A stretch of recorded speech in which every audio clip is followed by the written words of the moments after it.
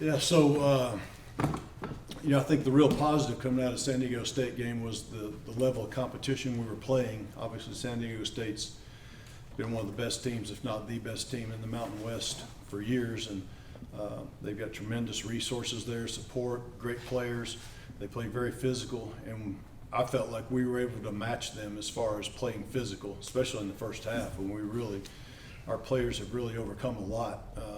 That was our problem after that whole year off in last spring. We just couldn't get back to playing physical because of the time off, and I really feel like what we've done has really helped our players, and our players have really embraced a lot of the contact practices we had this summer, and so it's helped us be able to be competitive in that frame.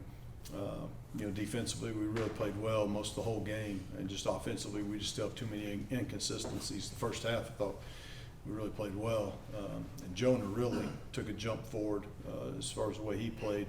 The interceptions he had, he's getting hit right when he throws it, and there's nothing to do about that. And that was the negative for the game, was our pass protection in the second half really let us down. But I thought, our receivers made plays. Our kids played as hard as they could play. They got a great heart and great spirit about them, and you can't ask any more out of a group than what we've had. And then to have Trevor Brohard not there because of COVID protocols, and then Marsh steps in, and they didn't miss a beat, says a lot about their attitude. So if they'll just keep that same attitude and keep working, then we got a chance to still do some good things. Coach, we got a glimpse of what Jacinto could do in that first half. Not having him the rest of the way, how does that change things for your offense? Well, a lot. They didn't have an answer for him in man coverage, and so Dom broke his arm. Is going to have surgery, so we've lost him for the season. So really, and then we didn't have Isaiah Garcia in that game either. So our two best receivers were not playing in the second half of that game. So to still go out and throw for over 300 yards like we did, and against a really good defense, was saying a lot about the rest of the guys. Again, stepping up, and about Jonah's progress forward. But yeah, losing Dom hurts. He's really a talented player. You started to see it there in that game. He was really doing a great job, yards after catch and all those type of things. What was the difference offensively in the second half against San Diego State? Was it just the Dom injury, or why were they able to get to Jonah like they did? They just got good players, and they just beat us in pass protection. Jason we were using a lot of max protection, expending tight ends and running backs in the protection too, and they were just beating us up front. You guys obviously you had the harder year compared to UNM last year, but they had to play their home games in Vegas. They didn't get much of a spring either. From a distance, what did you think of the way Coach Gonzalez handled their situation? As your two Division I coaches in the state, did you have any thoughts on how he handled that year? Oh, I'm sure they did a great job of handling their team too. I would have loved to have gone out of state and been able to play and practice. That would have been such an advantage for us. But we didn't get to do that. So that's a huge advantage for them that they got to go do that last year, because it set them up for this year to be able to continue to make progress and things like that. So I think he handled that really well. I'm sure he took that year as a year to just get his team settled, get them better. Their players got to play, so they didn't have to ever worry about players leaving the program because they weren't going to get to play like we did. We lost Roy Lopez, who ends up making it with the Texans. Mm-hmm. So we developed Roy Lopez. Nobody wanted him out of high school, and then because we're not playing, he leaves and plays at Arizona and then gets drafted. Well, they didn't have to go through that stuff. Okay. And but I think Danny is a great selection for them as a coach. I think he'll do a fantastic job. He's got a great staff with him. I know a few of those guys, and they've got everything in the world to be a top team in the Mountain West. Look at their facilities. They got an indoor facility, got a beautiful stadium, they got a brand new locker room. They've got all sorts of stuff up there, and they'll get there. What was your impression of them week one against Houston Baptist? Same thing. Whenever you play a defense that's coached by Rocky Long, it's going to be a great defense. And they had Houston Baptist on their heels the whole game. I don't think their quarterback knew what he was looking at the whole time. They do a great job of disguise and where they're bringing pressures from, and he just does a great job of coaching And then offensively, the quarterback they got from Kentucky is a weapon. You know, anytime you get a quarterback out of the SEC, it's going to be an upgrade, and he's definitely an upgrade for them. Makes their whole offense different and better. And so, you know, they're going to be a tough challenge. Is it interesting to see the way that they were able to throw the ball? I think I saw something online that they haven't had a quarterback who's threw for over 1,500 yards since 2013 or something like that. He looks like he's not only going to get to 1,500, he might even double that. Is it kind of interesting to see them on film throw the ball as well as they did?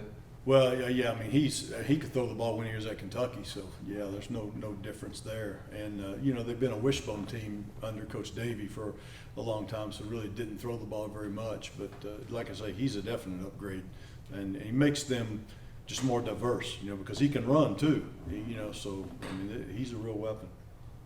How similar or how different is the Lobos on defense? Are you expecting as much pressure and then as much man coverage as last week? Or? Yeah, they're very similar. I'm sure San Diego State has tweaked some things since Coach Long left, but it's basically the same defense. So, yeah, I would expect it's going to be very similar to what they see. I think New Mexico probably does a better job of disguising coverages than San Diego State. San Diego State, you kind of know what you're going to get, but I think UNM does a much better job of disguising what's going on. Taking a look at their running game, like specifically their new guys that they have, like Aaron Dumas, what do you see like from that rushing attack? Yeah, again, they've got speed. You know, they can make people miss. So even if they're not getting everybody blocked up front, they can make people miss and they can gain yards after contact. But the offensive line's really well coached too. Jason Linsmeyer's the offensive line coach who I worked with here one year when I was the coordinator, and so I know Jason. There's not a better line coach anywhere. So you know, yeah, they're good in all areas. This opportunity to play in this rivalry game, obviously you guys didn't play it all last year, but to get it back on schedule much like you did with UTEP, just what does this rivalry mean to the program? Well, I mean, just playing period is huge for us because, you know, we take a step forward each week, and then hopefully we need to take another big step forward this week. For us to win, we're going to have to take a big step forward. But anytime you're playing an in-state rivalry game, it's special. It's more special than, you know, like a UTEP deal, because that's not an in-state deal, even though we're close together. The in-state games always have more weight to them. So it's a big game. How would you evaluate the rush defense? I mean, Bell was a good player, and they had a good offensive line. What did you guys take to build on this week? Yeah, again, I thought just overall our defense really played well. I mean, that's a very physical football team at San Diego State. We only gave up 21 points because we had the one interception, went back for a touchdown. So if you only give up 21 points, you should win a football game. And we're just not scoring enough right now to help our defense, and that's our main problem as a team.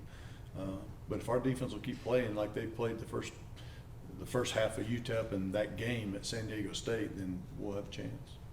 Coach, the progress of Caleb Mills going from wide receiver to defensive back and then making plays out there, how fun has that been to see? Yeah, it's been great. Caleb is one of those guys, like I'm talking about, this has been just a fantastic group of guys to coach because, you know, he's so unselfish. You know, he was a wide receiver. He moved over to defense because we needed him there. I'm sure he would probably rather play wide receiver, but for our football team, Caleb's doing that, and that's rare nowadays. You don't see kids willing to do that as much as you used to in the past. It's become so much more of an entitlement generation. But Caleb has been awesome, and yeah, he's starting to make plays back there.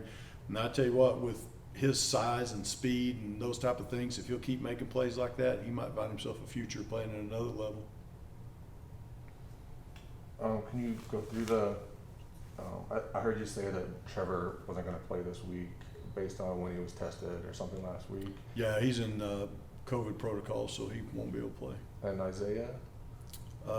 He doesn't get out of COVID protocol till Friday, Okay. so he won't be in practice all week. But technically, yeah, he could play in the game, but he hasn't practiced in 2 weeks. Weston? Is he? Weston has a knee injury, and it's not going to require surgery, but he's going to be out for a while. Who is the backup quarterback then? Me. Well, I was gonna ask about It's not that bad, no. You know, we've got Trevor Appleman, who's a true freshman, that's playing very good. And Dino is our other guy that we brought in from JUCO. So we're working with both those guys right now. Now, Trevor was in COVID protocol up until a week ago, so he missed 2 weeks of practice. So we're just trying to get him back up to speed. So those two guys are the guys we're working with. with Dom out, you know, Andrew on the 2D, it sounds like you're making some changes on the offensive line, but what does the Dominic injury do for the punt return? Downs has been returning punts. You know, disappointed in how we handled that the other night. We had 5 of them hit the ground and killed us in field position. So we have Cole Harity that also returns punts. So, you know, we're going to work some other guys here in practice this week and see, and it'll either be Robert Downs or it'll be Harity or one of those other guys. Coach, if you're down a couple wide receivers, is there anybody that maybe we haven't seen yet that needs to step up? Yeah, I think Glenn Johnson is a freshman that we'd like to get on the field anyway. He's really good enough for us to play. He plays the same position Dom was playing, so he'll move up to back up Harity, and I would expect to see him in this game. He reminds me a lot of O.J. Clark. He's faster than O.J. was, but he's got a really bright future ahead of him. The other guys we're trying to get up and running is Justice Powers. You know, Justice, again, was in COVID protocol, so he missed 2 weeks of practice. And he's just now getting back to being in shape and able to practice and those type of things. So we really need him to step up now because of our depth issues. So hopefully you see a little bit more of him. And Ron Van is another young man that's a redshirt freshman that just keeps getting better and better and better. So you probably see all 3 of those guys. Anything else from the in-person meeting? This is the first time I think that you coached against Coach Gonzalez. Have you guys crossed paths before in your career? Like, what do you think about his path here 2 months ago? I don't know that we've crossed paths as far as coaching. I met him last summer, and we got to talk a little bit, and he was really impressed with Danny. I think he's got a really good vision for what he wants to do there, and like I say, he's hired a really good staff, and he's got the resources to pay a staff and get the guys that he wants, and he's certainly done that and done a good job of it. And I mean, everything I know about him is first class and going to do things the right way, and really impressive. Ken and her friends on Zoom, anything today?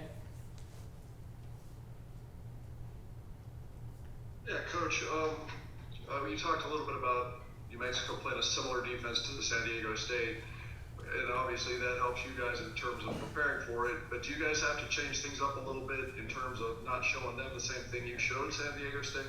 Yeah, I think that's from week to week. You try to have some wrinkles anyway. I mean, you're always going to do your base offense, doesn't matter who you're playing, but you try to have wrinkles from week to week, and we'll try to have something like that. It's interesting, Ken, that's actually a really good question, because I was talking with our staff today, and in this era of COVID, to where just like last week we had Trevor, who all of a sudden on Thursday's practice is not there, but you've practiced him all week and then you don't have him for the game.